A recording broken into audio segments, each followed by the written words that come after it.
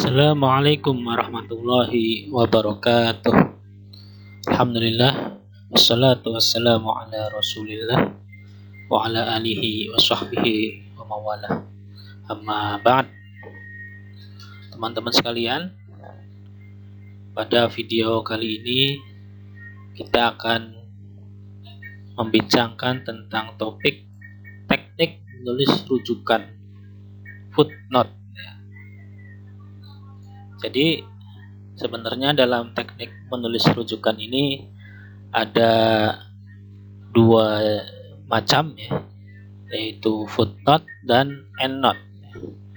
Tetapi pada video kali ini kita akan membahas tentang footnote saja ya.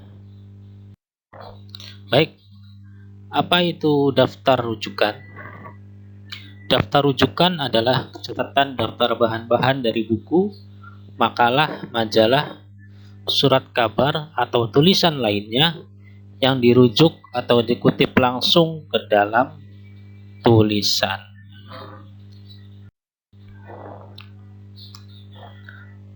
Apa pentingnya kita menulis daftar rujukan? Untuk apa sih kegunaannya? Teman-teman sekalian, ketika kita menulis suatu karya ilmiah, kita menulis footnote itu adalah syarat ya. Syarat penulisan karya ilmiah. Penulisan daftar rujukan merupakan syarat mutlak dalam penulisan karya ilmiah. Sebuah karya ilmiah, baik makalah, skripsi, tesis, maupun disertasi yang tidak mencantumkan daftar rujukan, maka bisa dipastikan karyanya tidak diakui, baik secara kualitas dan formalitas. Jadi jika teman-teman sekalian menulis makalah kah ya, skripsi kah, tesis ataupun disertasi, akan tetapi di dalam karya ilmiah itu tidak ada yang namanya footnote atau rujukan, maka karya ilmiah itu menjadi tidak diakui. Yang kedua, apa pentingnya menulis daftar rujukan? Adalah untuk mengukur kualitas suatu karya ilmiah. Kualitas sebuah karya ilmiah bisa dilihat secara sepintas dari daftar rujukan. Semakin banyak rujukan yang digunakan, mengindikasikan tulisan tersebut lebih berkualitas. Mengapa? Sebab hal demikian menunjukkan bacaan dan wawasan penulisnya luas. Jadi kalau kita ingin menilai satu karya ilmiah, itu kita tinggal melihat footnote-nya, rujukannya. Apakah dia ketika menulis itu banyak basis rujukannya atau tidak? Ataukah buku-buku yang dikutip itu adalah buku-buku yang cukup mewakili suatu bidang ilmu, atau buku-buku itu adalah buku-buku yang ditulis oleh para pakar atau tidak? Kita bisa menilainya dari footnote-nya. Baik, kita pindah. Apa itu footnote? Footnote itu dikenal juga dalam bahasa kita sebagai catatan kaki ya. Footnote adalah catatan yang memberikan keterangan tambahan terhadap uraian yang terletak di bawah halaman teks yang menyatakan sumber kutipan, pendapat atau keterangan penulis mengenai sesuatu hal yang diuraikan dalam teks ya. Karena footnote ini adalah catatan kaki ya, sedangkan kaki itu ada di bawah, maka bisa kita lihat ya, bahwa memang footnote itu letaknya ada di bawah suatu ya. Di mana letak footnote ya? Footnote diletakkan di bagian bawah halaman dengan maksud untuk menghindari teralihnya perhatian pembaca dari pokok bahasan bila diletakkan dalam uraian utama, dan mempermudah pembaca untuk melihat langsung sumber-sumber referensi yang digunakan.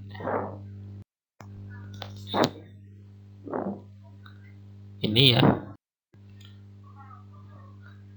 Baik, kita masuk ke teknisnya ya. Bagaimana cara menulis not. Teman-teman sekalian, yang pertama adalah bagaimana cara menulis footnote dari buku. Komposisi footnote dari buku adalah nama penulis, judul. Nah, ini ya. Apabila pengarang suatu buku lebih dari 2 orang, maka hanya disebutkan nama pengarang yang pertama. Dan setelah tanda koma ditulis et al. Dengan huruf miring. Singkatan dari kepanjangan dari et al adalah dengan orang lain. Artinya penulis ini ketika dia menulis bersama-sama dengan banyak penulis lainnya. Contohnya ini ya. Apabila 2 buah sumber atau lebih pengarangnya sama, kemudian ingin menyebutkan lagi sumber yang terdahulu, maka harus dicantumkan nama pengarang dan diikuti dengan nama buku yang dimaksud. Ya, contoh, kita di atas mengutip, apabila buku itu berjilid dan yang digunakan lebih dari 1 jilid, maka bila ingin menyebut lagi sumber yang terdahulu, harus dicantumkan nama pengarang dan nomor jilidnya. Ini buku-buku yang tebal, misalnya bukunya Said Sabiq ya, Ki Sunnah, ditulis lengkap. Lalu di bawahnya kita ingin, apabila sumber rujukan itu dikutip dari kumpulan karangan yang dirangkum oleh editor, maka dianggap pengarangnya dan yang dicantumkannya dalam footnote itu adalah nama editornya saja. Cara penulisannya adalah di belakang nama editor dicantumkan ed ya. Seperti ini. Apabila dalam sumber kutipan itu tidak tercantum nama pengarangnya, maka yang dianggap dan dicantumkan sebagai pengarang adalah badan, lembaga, perkumpulan dan sebagainya yang menerbitkannya. Contoh ini ya. Bagaimana jika footnote dari Al-Quran? Kutipan yang dirujuk dari ayat Quran tidak diperlukan lagi catatan kaki karena nama dan nomor surat serta nomor ayat telah dituliskan pada akhir ayat yang dikutip. Jadi untuk ayat Al-Quran tidak perlu ada footnote, tapi cukup diberikan tanda kurung, biasanya QS berapa, ayat berapa. Footnote dari majalah atau jurnal atau surat gambar. Kutipan yang berasal dari majalah atau jurnal pada dasarnya sama dengan kutipan yang dirujuk dari buku. Perbedaannya, jika dari majalah atau jurnal, nama judul artikel dituliskan di antara 2 tanda petik dan nama majalah dicetak miring diikuti volume, nomor, bulan, dan tahun penerbitan, lalu nomor halaman. Footnote dari ensiklopedia. Untuk pengutipan yang diambil dari ensiklopedia, teknik pengutipannya adalah dengan menyebutkan nama editornya dengan singkat. Ed ya. Ada kata-kata ed setelah nama penulisnya ya. Judul entry-nya ditulis di antara 2 tanda petik, nama ensiklopedia dengan huruf miring, nama tempat, nama penerbit, tahun penerbitan dan nomor halaman.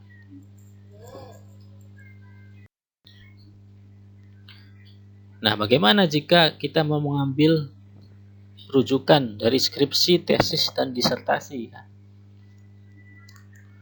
Untuk kutipan dari skripsi, tesis, dan disertasi, teknik pengutipannya adalah dengan menyebutkan nama pengarangnya, lalu judul karangan yang ditulis di antara 2 tanda petik, jadi ditulis dalam 2 tanda petik ya. Lalu jenis karyanya apa? Skripsi, tesis kah, disertasi kah? Nama tempat penyimpanannya di mana, tahun berapa, dan halaman berapa. Ini contohnya ya, sebuah disertasi ya, disertasi doktor ya, S3. Bagaimana kalau kita mau mengutip atau menulis footnote dari hasil wawancara? Ini biasa digunakan dalam menulis skripsi ya. Untuk sumber kutipan yang berasal dari wawancara, cara penulisannya adalah dengan menyebutkan wawancara dengan siapa, identitasnya, lalu disebutkan kata wawancara, tempatnya di mana, dan tanggal wawancara. Bagaimana jika mengutip dari internet? Nah, ini yang biasa dilakukan oleh mahasiswa milenial ya sekarang ya. Banyak tulisan-tulisannya atau kutipannya dari internet. Teknik pengutipan sumber semacam ini atau dari internet ini adalah menuliskan sumbernya, tokoh atau lembaga sumber, fasilitas yang dipakai, kode alamat sumber atau linknya, dan waktu pengaksesannya. Jadi kita misalnya mengutip artikel dari Dewan Dakwah ya, maka tulislah nama lembaganya ya, sumbernya itu nama Dewan Dakwah ya. Lalu linknya, yang kedua ya, linknya tulis lengkap linknya, lalu kapan.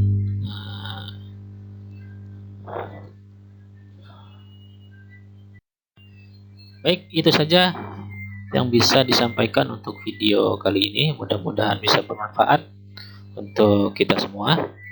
Subhanakallahumma wa bihamdika asyhadu an la ilaha illa anta astaghfiruka wa atubu ilaik. Assalamualaikum warahmatullahi wabarakatuh.